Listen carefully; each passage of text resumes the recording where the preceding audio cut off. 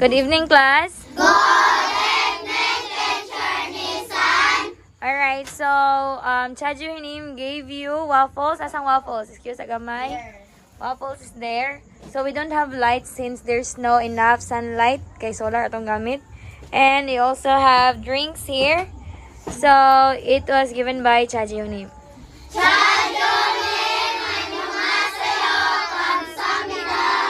Alright, so everyone pick, kuha mo usap.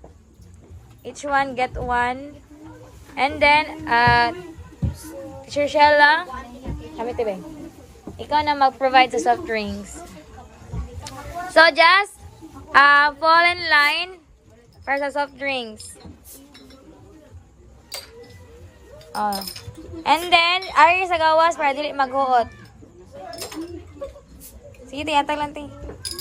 Ana, ang kamot ninyo, don't forget.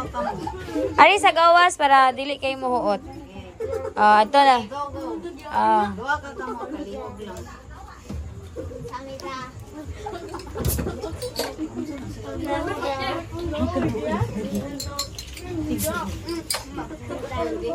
So, if ganun pa mo waffle, just get one, okay? Kung ganun pa mo. If maurot na. Ayaw na ninyo tag-uwi.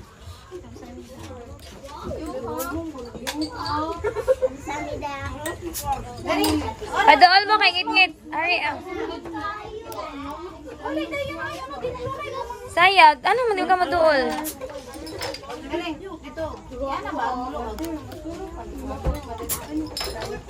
Flashlight, Julia. Oh, sa gawas lang mo, ara lang mo kay hayag, ngit-ngit ang classroom.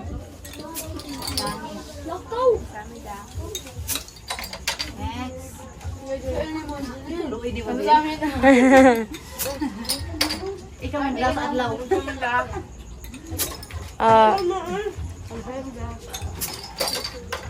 Gawas lang para hayag. Ang botilya ha. Oy, ayun yung mataga mo. And then everyone, please go inform yung parents sa meeting tomorrow. Sa oras 10? Morning na mo, morning yung parents ra? Morning na mo. No, nanay. Nanay. Teacher. Ay, diba? Ang papa kay maghatod sa akong ate. Ay, lock ko. O say available lang nga tayo. Mas mayog na magud. Ha? Nakasapon og Murag wala ko udto ti. Wala ay Ako i-discuss ko rin is about sa how to use the fire extinguisher. Kailan mo unsa ning fire extinguisher? Yes, para patay sa kayo. Para patay sa kayo. Kinsay nakasuway na o gamit og fire extinguisher? Wala pa. Kinsay kabalo unsaon pa gamit ang fire extinguisher? Wala po. So, akong tuluan pa mo karon kung unsaon pa gamit ang fire extinguisher. So, nganong na ay fire extinguisher sa study room? Unsa may purpose ani? Para kung na-isolog kayo dali. Also, importante po nga kabalo mo unsaon ni paggamit. Kay kung naani siya sa study room niya, dili mo kabalo unsaon paggamit, useless gyapon, di ba? So karon magtuon ta unsaon ninyo pa gamit ang fire extinguisher. So upat ra jud kabuok ang inyong timan-an. Forward. Pull, aim, squeeze, and sweep.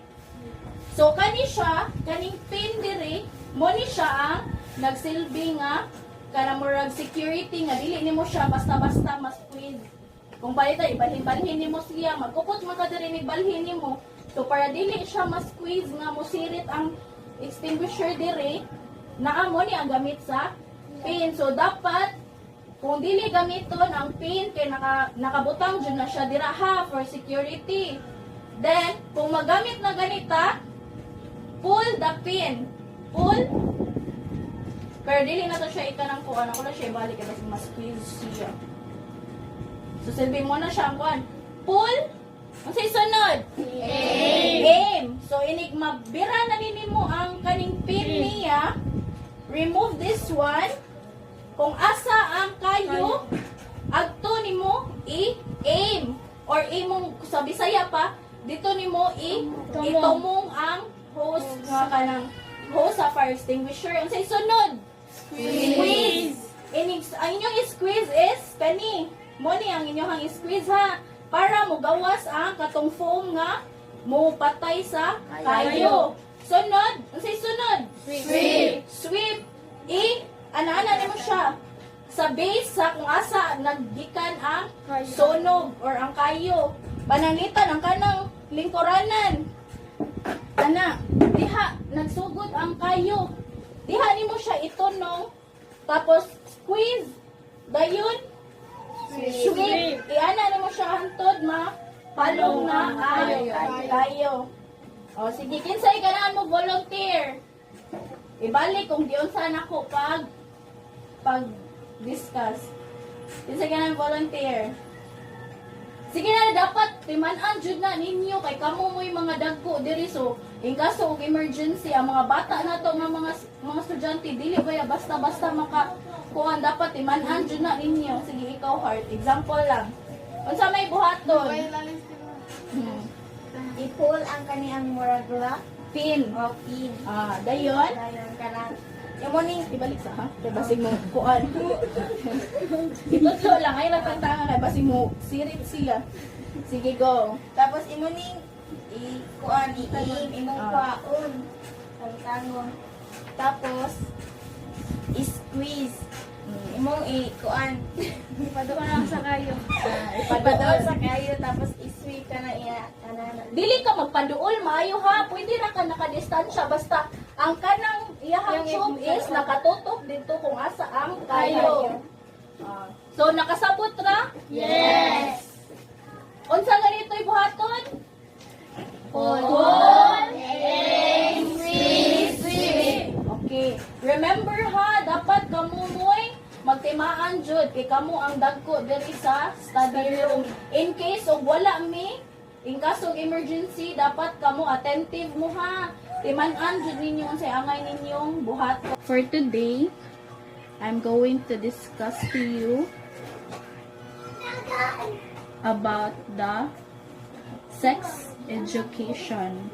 Why do you think it is important nga makabalo mo regarding sa sex education? Ngano man, why do you think nga dapat makabalo mo ana? Yes, awareness because mga daga og ulitaw naman mo. Most of you is gipang nanay menstruation. 'Di ba? Most of the girls also boys kay mga ulitaw na no. So, sa inyong edad karon naghit na mo og puberty or sa atoa pa nagdadalaga o nagbibinata na mo. So, I will give you the description of the puberty. Puberty is the time in life when a boy or a girl become sexually mature. It is a process that usually happens between ages 10 to 14 for girls and ages 12 to 16 for boys. It causes physical changes and affects boys and girls differently. Most female will start puberty when there are 18 to 13. So depende no kay ang uban sa inyo ha wala pa man mo gipang dugo, di ba? Yes. Ang uban kay sayo gipang dugo depende man na sa lawas sa babay. And most males starts between 9 and 14. Then ang inyuhang common changes na inyuhang ma-encounter as boys. Junri, listen, ayaw pag hinuktok dito sa gawas. Common changes in male when experiencing puberty. Height. Diha na musud ang kanang kuan nga paspas na kay mo manubo, di ba? Diha na na time nga mahibong na lang, uy, dalian nimo ni tubo, uy, diha na. Ang cause ana is puberty. Ang face mo mature na inyong face mo, ang uban kay tubuan og pimples, di ba? Then, ang inyong voice, di ba sa una, bata pa kayo inyo ang mga tingog, diha, sa puberty stage, diha na, murag mulaw, ang inyong tingog, mature ang inyong tingog.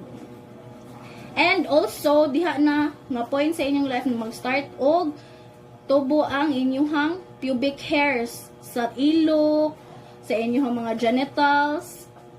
And for the girls, diri nga part sa inyong life ma-develop ang inyong physical, like inyong breast development. Diha na mo gawas ang inyong body shape, diha na maporma inyong lawas, ang inyong face mas mature na, dili na mawala na inyong mga baby fat sa inyong face. Then pubic hairs also, and especially menstruation. Dira na mo gawas ang inyong menstruation sa inyong puberty. So, since nag-discuss man ta og sex education, ang number 1 nga dapat timan-an ninyo is teenage pregnancy. Especially we are in an area where most younger girls are becoming parents. 'Di ba? Sa panahon na to karon nagkabata na ang mga nangabuntis, 'di ba? When you look around our area, ang mga